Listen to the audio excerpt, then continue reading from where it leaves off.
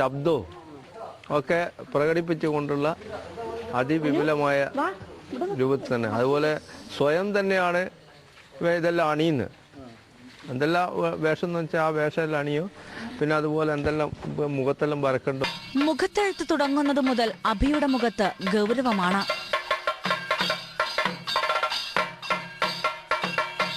പിന്നെ മിണ്ടാട്ടമില്ല. പതിയെ ഏതാണോ താൻ മനസ്സിൽ വിചാരിച്ച് കെട്ടിയത് ആ ദേവസങ്കല്പം അവൻ രൂപപ്പെടുത്തിയെടുക്കും. ആരുടെയും കീഴിൽ പരിശീലനം നേടാതെ അഭി തന്റെ മനസ്സിന്റെ കൽപ്പനകൾ കേട്ടാണ് ഇതൊക്കെ ചെയ്യുന്നത്.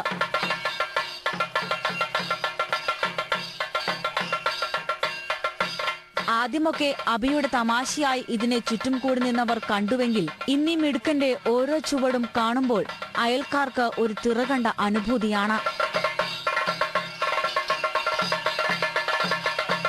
ഒരൊറ്റത്തവണ തന്നെ തിറ കണ്ടു കഴിഞ്ഞാൽ അഭി അത് മനസ്സിലേക്ക് പകർത്തും. തിറയാട്ടത്തിനുള്ള ചടങ്ങുകളും അനുഷ്ഠാനങ്ങളുമൊക്കെ അതേപോലെ ആവർത്തിച്ചാണ് അഭിയുടെ ഈ അനുഷ്ഠാന നൃത്തം.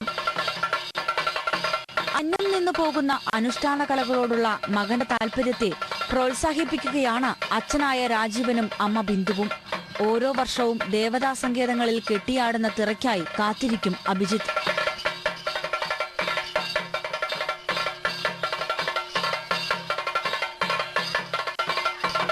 മകന്റെ ഈ തിറയോടുള്ള അമിത താല്പര്യം കണക്കിലെടുത്ത് അവനെ ശാസ്ത്രീയമായി തിറ പഠിപ്പിക്കണമെന്ന ആഗ്രഹവുമുണ്ട് ഈ മാതാപിതാക്കൾക്ക്. ഇവന് അതിൽ തന്നെ ഉറപ്പിക്കണമെന്നുണ്ട്.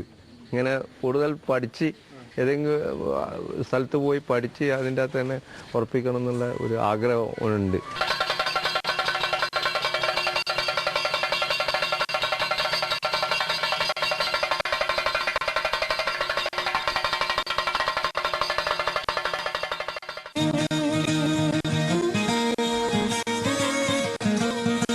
ഏതായാലും അഭിജിത്തിന്റെ തിറയാട്ടം കാണാനും അരിയും പൂവും അനുഗ്രഹവും വാങ്ങി അവനെ പ്രോത്സാഹിപ്പിക്കുവാനും നല്ല അയൽപ്പക്കമാണുള്ളത്. തിറയിലെ ഈ ഏകലവ്യന് താമസിയാതെ ഒരു ഗുരുവിനെ കിട്ടുമെന്ന് നമുക്ക് പ്രതീക്ഷിക്കാം.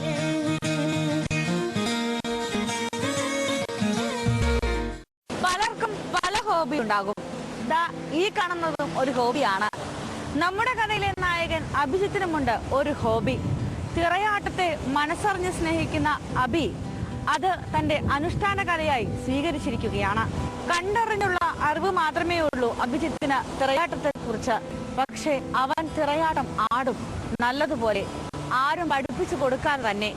കാണാം അഭിജിത്തിനെ. കുട്ടിക്കാലത്ത് പലതരത്തിലുള്ള ഹോബിയും കൊണ്ടു നടക്കുന്ന ഏറെ കുട്ടികളുണ്ട്. മഞ്ചാടിയും മയിൽപ്പീലിയും വളപ്പൊട്ടുമൊക്കെ കൊണ്ടു നടന്ന് കളിച്ച പഴയകാലമല്ലിന്ന്. മൗസിലെ ഒറ്റ ക്ലിക്കിനാൽ കൺമുമ്പിലെത്തുന്നത് വിനോദത്തിന്റെയും വിജ്ഞാനത്തിന്റെയും ഒരു വലിയ ലോകം തന്നെയാണ്. ഇവിടെയാണ് കോഴിക്കോട് മടപ്പള്ളിയിലെ അഭിജിത്ത് വ്യത്യസ്തനാകുന്നത്. തന്റെ കൂട്ടുകാരെല്ലാം പലതരത്തിലുള്ള കളികളിൽ മുഴുകുമ്പോൾ അഭിജിത്തിന് പലപ്പോഴും തിറയാട്ടത്തിനുള്ള തയ്യാറെടുപ്പിലാകും. ഇനി അഭിജിത്ത് തെയ്യമോ തിറയോ പഠിക്കുന്ന ഒരു വിദ്യാർത്ഥിയാണെന്ന് തെറ്റിദ്ധരിക്കണ്ട. അഭിയുടെ കുടുംബത്തിലെ ആർക്കും തന്നെ തിറയുമായി യാതൊരു ബന്ധവുമില്ല. എങ്കിലും അഭി ഈ കലയെ അകമഴിഞ്ഞ് സ്നേഹിക്കുന്നു. കുട്ടിക്കാലം മുതൽ മുത്തപ്പന്റെ ക്ഷേത്രത്തിലും സമീപകാവുകളിലും കെട്ടിയാടുന്ന തിറ അഭിജിത്തിനെ വല്ലാതെ ആകർഷിക്കുകയായിരുന്നു. ഇത് കേട്ട് അഭിജിത്ത് ഒരു കുട്ടി ദൈവമാണെന്ന് ആരും വിചാരിക്കരുതേ. അഭിജിത്തിന് ഒറ്റ നോട്ടത്തിൽ തന്നെ തിറയാട്ടം നന്നെ പിടിച്ചു. ഒരു ഹോബിയായി മാത്രമാണ് അവനിത് കാണുന്നതെങ്കിലും ഭാവം കണ്ടാൽ അങ്ങനെ അല്ലെന്ന് തോന്നും. ഭഗവതി, ഉളിക, അങ്കക്കാരെ, ബുധാടി, രാഗോ,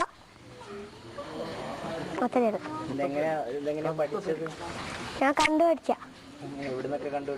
അമ്പലത്തിൽ നിന്ന്. മുത്തപ്പൻ്റെ അമ്പലത്തിലോ, കൊളങ്ങാട്ട്, മണ്ടോള, അമ്പലത്തിൽ. എന്നിട്ടോ അവരോട് ചോദിക്കോ എങ്ങനെ ഇത് മുഖത്തെഴുതുന്നൊക്കെ എങ്ങനെ പഠിച്ച? അത് ആരെന്ന് കണ്ടിട്ട് പഠിച്ച. അവരോട് സംശയമൊക്കെ ചോദിക്കുക. എവിടെയെങ്കിലും തിറ കണ്ടു കഴിഞ്ഞു വന്നാൽ പിന്നെ സ്വയം പരിശീലനമാണ്. കണ്ണും കൈയും മെയ്യുമെല്ലാം മറന്നുള്ള തിറ പരിശീലനം.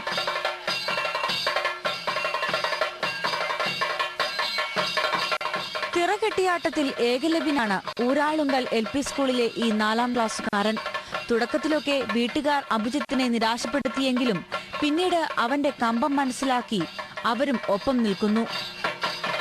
നല്ല അയൽപ്പക്കം നഷ്ടമായിട്ടില്ലാത്ത മടപ്പള്ളിക്കാർക്കും അഭിജിത്തിന്റെ ഈ കുട്ടിത്തിറയാട്ടം പരിചിതമാണ്. അഭിജിത്തിനിത് ചുമ്മാ ഒരു അനുകരണ പരിപാടിയല്ല.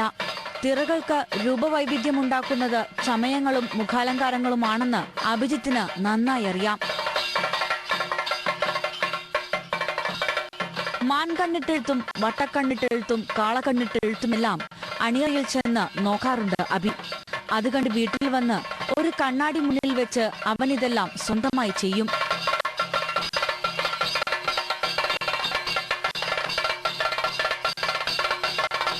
ചായല്യവും മഷികളും അരിച്ചാന്തും മറ്റുമാണ് സാധാരണ തിറയ്ക്ക് മുഖത്തെഴുത്തിന് ഉപയോഗിക്കാറുള്ളതെങ്കിൽ അഭി അല്പം മഞ്ഞൾപ്പൊടിയും നൂറും ചന്ദനവും കുങ്കുമപ്പൂവും തൊട്ടടുത്ത വീട്ടിലെ ചേച്ചിയുടെ കൺമഷിയും ഉപയോഗിച്ചാണ് മുഖത്തെഴുത്ത്.